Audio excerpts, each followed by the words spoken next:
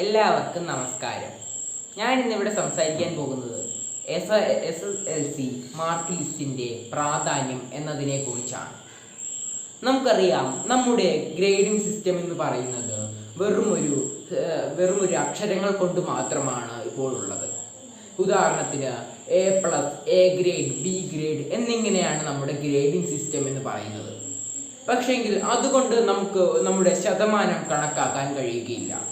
അതിന് നമ്മുടെ മാർക്ക് തന്നെ, എത്ര മാർക്കാണ് നമുക്ക് ലഭിച്ചത് അത് നമുക്ക് വ്യക്തമായി അറിയുക തന്നെ ചെയ്യണം. എങ്കിൽ മാത്രമേ നമുക്ക് ശതമാനം കണക്കാക്കാൻ കഴിയുകയുള്ളൂ. അപ്പോൾ നമുക്കറിയാം, നമ്മുടെ കേരള സിലബസിൻ്റെ SSLC പരീക്ഷയിൽ മാത്രമാണ് ഇങ്ങനെ ഒരു പ്രശ്നം ഉണ്ടായിക്കൊണ്ടിരിക്കുന്നത്. കാരണം ഗ്രേഡിംഗ് സിസ്റ്റത്തിലൂടെ മാത്രമാണ് നമ്മുടെ കേരള SSLC മുൻപോട്ട് പോയിക്കൊണ്ടിരിക്കുന്നത്. പക്ഷേ നമ്മൾ പ്ലസ് ടു പരീക്ഷയുടെ റിസൾട്ടും അതുപോലെ തന്നെ CBSEയുടെ കാര്യം നോക്കുകയാണെങ്കിൽ അവർ ഗ്രേഡിനോടൊപ്പം മാർക്കും അതോടൊപ്പം കൊടുക്കുകയും ചെയ്യുന്നു. അത് അപ്പോൾ കുട്ടികൾക്ക് കൃത്യമായ ശതമാനം കണക്കാക്കാൻ സഹായിക്കുന്നു. ഇപ്പോൾ നമുക്കറിയാം, പല വീഡിയോകളിലും നമ്മൾ നോക്കും എങ്ങനെയാണ് SSLCയുടെ ശതമാനം കണക്കാക്കുക എന്നത്. അപ്പോൾ പല വീഡിയോകളിലും വ്യത്യാസത്തോടെ ആയിരിക്കും പറയുന്നത്. ഒരു വീഡിയോയിൽ പറയുന്നുണ്ടാകും 100-ൽ 90% കിട്ടിയാൽ 95 മാർക്ക് എടുക്കാമെന്ന്, A+ കിട്ടിയാൽ. പക്ഷേങ്കിൽ വേറൊരു വീഡിയോയിൽ പറയും എന്തിനാണ് കുറയ്ക്കുന്നത്, മുഴുവൻ 100 മാർക്കും എടുക്കാമെന്ന്. അപ്പോൾ ഇങ്ങനെ പല ഉത്തരങ്ങളാണ് ഇതിനുള്ളത്. അങ്ങനെ ചെയ്യുകയാണെങ്കിൽ നമ്മുടെ ശതമാനം വളരെയധികം മാറ്റം തന്നെയായിരിക്കും ഉണ്ടായിക്കൊണ്ടിരിക്കുക. അപ്പോൾ നമുക്ക് ശതമാനത്തിൻ്റെ കാര്യം നോക്കുകയാണെങ്കിൽ നമുക്ക് പല ഇടങ്ങളിലും അത് ഉപകാരപ്രദമാകുന്നുണ്ട്.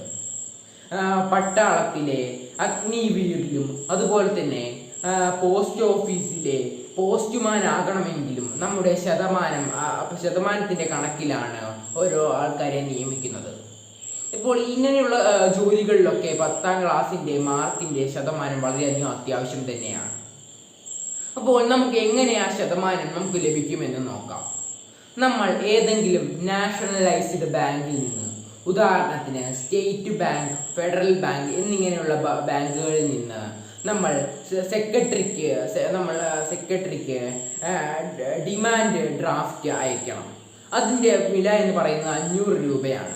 അത് നമ്മൾ മേടിച്ച് സെക്രട്ടറിക്ക് പരീക്ഷാഭവൻ, പൂജപ്പുര, തിരുവനന്തപുരം 12 എന്നീ ഡിമാൻഡ് ഡ്രാഫ്റ്റ് നമ്മൾ വാങ്ങണം. അതിനുശേഷം നമ്മൾ നമ്മുടെ അപേക്ഷ എഴുതണം. എങ്ങനെയാണെന്ന് വെച്ചാൽ സെക്രട്ടറി, പരീക്ഷാഭവൻ, പൂജപ്പുര, തിരുവനന്തപുരം 12, പിന്നെ നമ്മുടെ ഫ്രം അഡ്രസ്സും കൊടുക്കണം. അതിനുശേഷം നമുക്ക് നമ്മുടെ എൻ്റെ രജിസ്റ്റർ നമ്പർ 447292 കൊടുത്തതിന് ശേഷം ഞാൻ അപേക്ഷ അർപ്പിക്കുകയാണ്. എൻ്റെ മാർക്ക് എനിക്ക് അയച്ചു തരണമെന്ന അപേക്ഷ ഞാൻ കൊടുക്കുകയാണ്. അതിനുശേഷം നമ്മുടെ സൈനും പേരും എല്ലാം കൊടുത്തതിന് ശേഷം അത് ഒരു പാക്കറ്റിലിട്ട് നമ്മൾ പൊതിഞ്ഞ് നമ്മൾ അയക്കുകയാണ് ചെയ്യേണ്ടത്. അപ്പോൾ ഇങ്ങനെ ചെയ്യുകയാണെങ്കിൽ ഒരാഴ്ച കഴിയുമ്പോഴേക്കും സെക്രട്ടറി ഒപ്പിട്ട നമ്മുടെ ശരിക്കുമുള്ള മാർക്ക് നമുക്ക് നമ്മുടെ കൈകളിൽ എത്തുക തന്നെ ചെയ്യുന്നു. അപ്പോൾ അങ്ങനെയാണ് നമുക്ക് നമ്മുടെ മാർക്ക് ലിസ്റ്റ് നമ്മുടെ കയ്യിലേക്ക് എത്താൻ കഴിയുക. നമ്മൾ മറ്റുള്ള പരീക്ഷയിൽ ഇന്ന് നോക്കുകയാണെങ്കിൽ 2024 ഈ നിയമം പുറത്തു വന്നത്. അപ്പോൾ അങ്ങനെയാണെങ്കിൽ 2020 വരെയുള്ള ആൾക്കാർക്ക് മാത്രമാണ്, ഇപ്പോൾ കുട്ടികൾക്ക് മാത്രമാണ് നമ്മുടെ മാർക്ക് കൈകളിലേക്ക് എത്താൻ കഴിയുകയുള്ളൂ.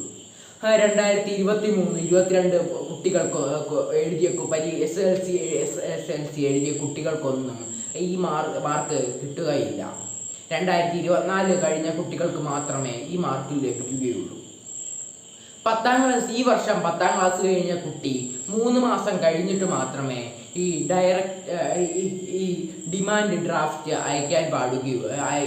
3 മാസം കഴിഞ്ഞിട്ടാണ് ഡിമാൻഡ് ഡ്രാഫ്റ്റ് അയക്കേണ്ടത്. അതിനുശേഷം ഒരാഴ്ച കഴിയുമ്പോഴേക്കും സെക്രട്ടറി ഒപ്പിട്ട നമ്മുടെ ശരിക്കുമുള്ള മാർക്ക് നമ്മുടെ കൈകളിലെത്തും. അപ്പോൾ +2 കഴിഞ്ഞ കുട്ടികളാണെങ്കിൽ വെറും 200 രൂപ കൊടുക്കുകയാണെങ്കിൽ അവർക്കും നമ്മുടെ ശരിക്കുമുള്ള ഗ്രേഡ് അവർക്ക് ലഭിക്കുകയും ചെയ്യുന്നു. ഇത്രയും കാര്യങ്ങൾ പറഞ്ഞുകൊണ്ട് ഞാൻ എൻ്റെ പ്രസംഗം നിർത്തുന്നു. നന്ദി.